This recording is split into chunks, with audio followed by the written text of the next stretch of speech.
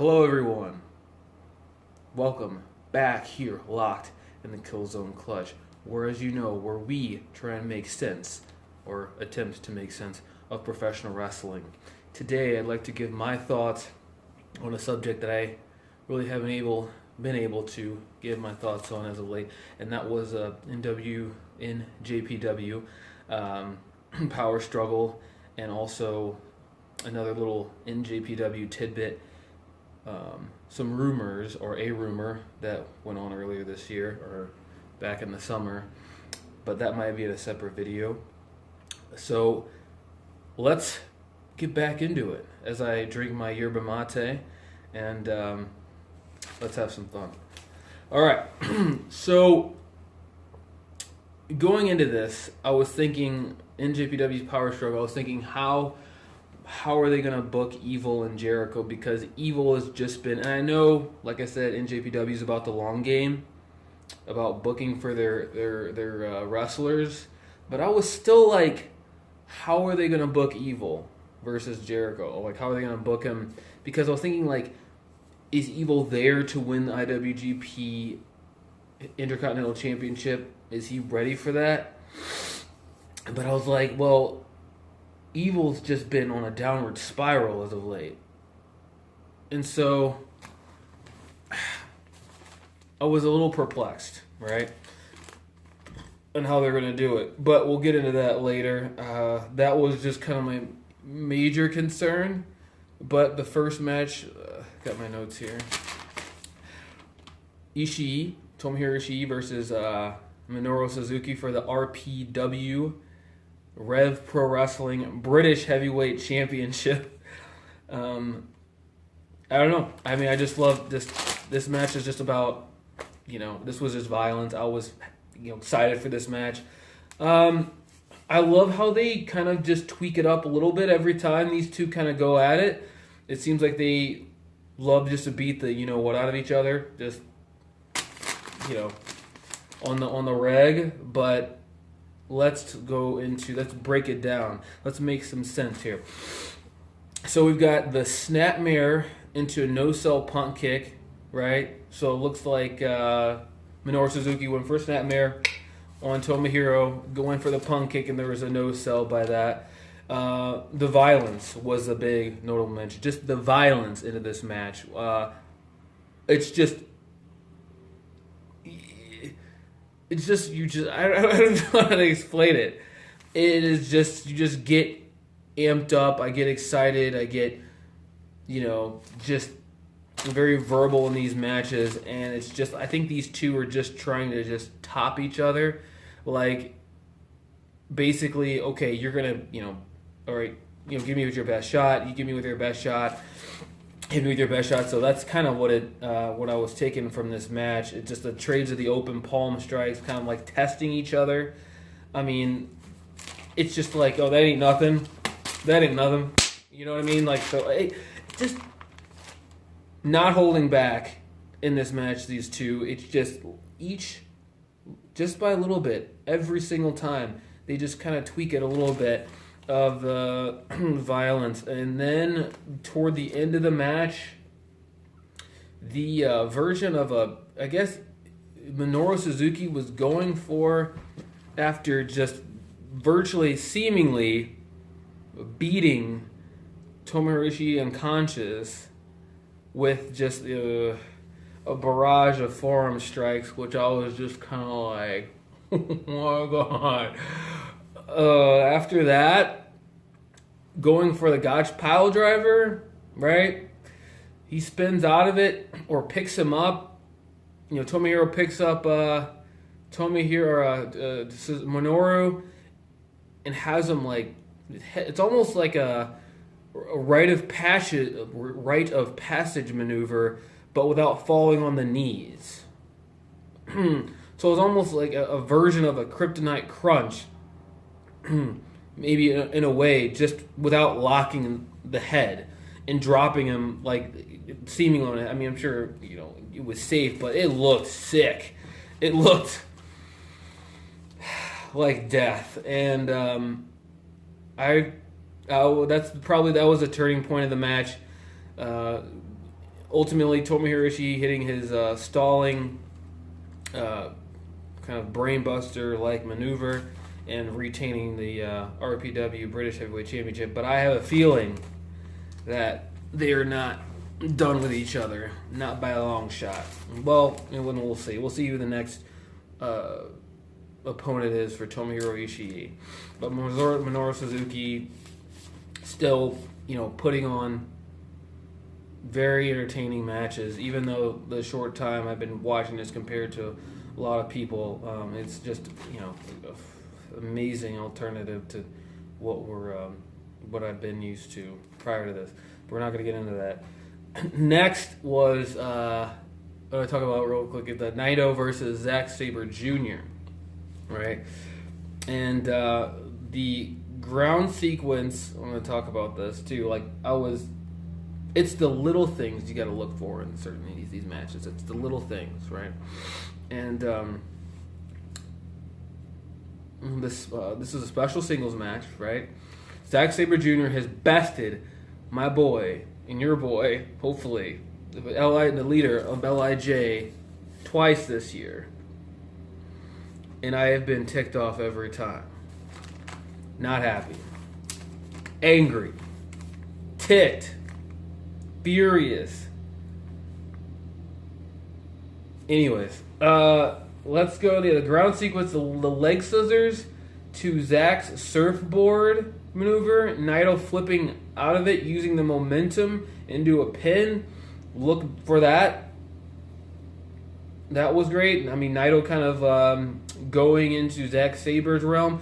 And as you know, Naito is not a slouch when it comes to, it's not a slouch when it comes to, wrestling, even ground game. Even though Zack probably is the better ground tactician, who knows? I mean, who knows if we've seen the best of Naito on the ground yet. So we got to look for that as well. Zack's, what is this? A back toss into, it was like Zack back tossing Naito to the apron and then a leg sweep, nice and solid, very slick. I'm giving the guy props here, even though I know that Zack Sabre Jr. is an amazing vegan athlete, an amazing athlete. I don't care. Or is he vegetarian? Is he vegetarian or vegan? I don't know. I can look. He's one of the two here. I just kicked the table, and that's why it shook. Zack is just his wear and tear style. That's what he does. He just wears you down. Just joints. Wrists, elbows, neck, leg, knees, ankles, toes, toenails, individual pieces. It just evolves. It just evolves. I honestly don't think he knows what he's gonna do submission-wise in a match. I think it's just when it comes to submissions, what I've noticed so far. Side note: I just want to see, which I've been looking up. I want to see Jonathan Gresham and Zack Sabre Jr. team up. That's what I want to see. I don't know what their tag team name would be. Maybe, I don't know, whatever. I'll try and think of something. Naito's Hurricane Rana into, what is this? To Jack, what was it? To Jack. To Zack's, was it STF counter? Is what I think that's a Naito's Hurricane Rana into, yeah. Remember Naito getting up on the Hurricane Rana, or on the top rope for the Hurricane Rana, and then of course Zack Sabre holding on, rolling with it, coming out of it, hitting it, coming out of it, rolling up, flipping over, grabbing a leg into a very clean, crisp STF lock, which was applied correctly. STF applied correctly. Anyways, so from that, Zack Sabre putting on the octopus, and once again, this is another scary point of the match when Zack Sabre Jr. puts on that octopus lock. That move he uses as a catalyst to go into other various multitude of other moves, locks, holds, whatever techniques, and it's a scary place to be if you're, of course, his opponent, because he's what I've seen so far. I mean, you cannot underestimate this guy. You cannot. I mean, it's gonna lock. It's just like you don't know what he's gonna come out of. And also, what I liked about this match is that they teased the two other points to where Naito lost, or they teased the two other faults. The napalm, something orienting with napalm or something like that, submission hold, where Zack Sabre's was about to lock the leg around his head and the back of his head and the whole, put the lock on, whatever, and the Destino counter into the Zack driver. The 2 points to where I guess Naito lost in the New Japan Cup earlier this year, and also in the G1. So I do like that. Building on stories. Building. And that's what we love about NJPW. They help us make sense. So, but the last sequence, Zack driver counter to Naito's elevated reverse DDT. To the Destino, right? To the Destino! Yeah. And then Naito getting the victory on that, which I really loved. And then going to the last point, or the last match, if you will. Evil versus Jericho. So, of course, they're going to have the bells and whistles. Jericho, the tables, the chairs, the outside. I honestly don't like it when they, in NJPW matches where they, I'm sure it's for mostly the crowd in attendance to get, like, some of extra entertainment. But I'm not a huge fan when they start like throwing each other into the chairs on the outside for the too much, and they tease a 20 count or something like that. But springboard drop kick. Jericho's point was a little sloppy, right? A little sloppy. I wasn't a huge fan of that. I was like, maybe I don't want to take that away from him. Maybe it was just an off night. Evil through the table, hitting his STF from the apron to off the apron to the outside, right? To the outside through a table, and those tables are not soft, or they're not like just some compressed, condensed, like like I guess what is it? Like wood chips or something like that. Those look really, really, really hard, really condensed.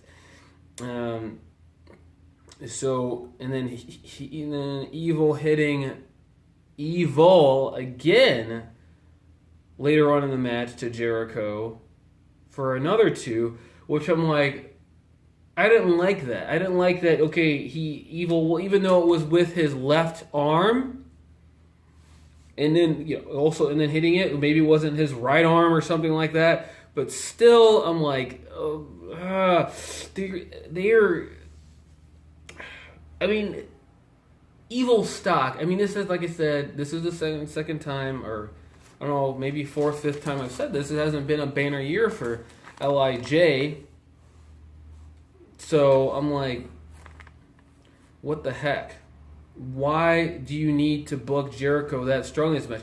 I guess, the first match with Naito, you want to say that, okay, what Jericho will do whatever it takes to win. Excuse me. And in this match, what I'm taking away from it is like, okay, Jericho is still a threat, but why did it have to be at Evil's cost? I guess, you know what I mean?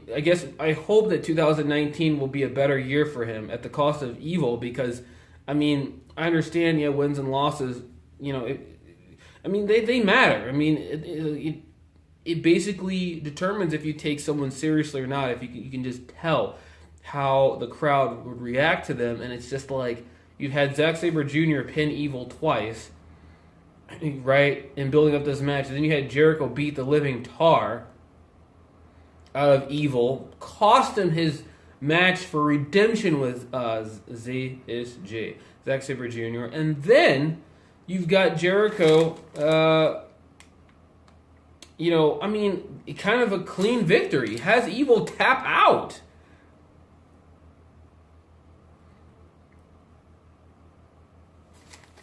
I mean, I honestly think that Evil is a bigger star than we'll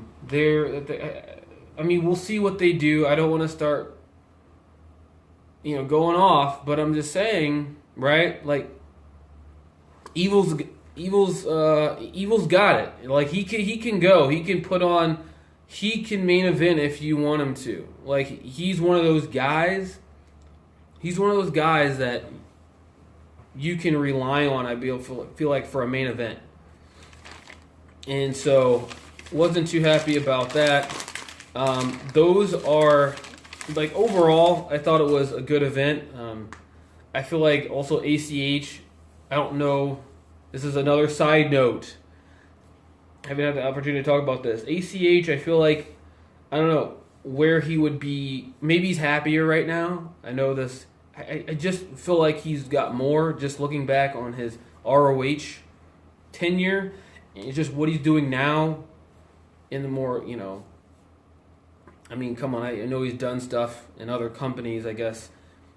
But on a larger scale, what I've seen is just like, I don't know if TNA is a good spot for him, or I don't know if, I feel like NJPW, and maybe he's trying to just cut his teeth in NJPW to get, I feel like he would be an amazing IWGP Junior Heavyweight Champion. I think he's got a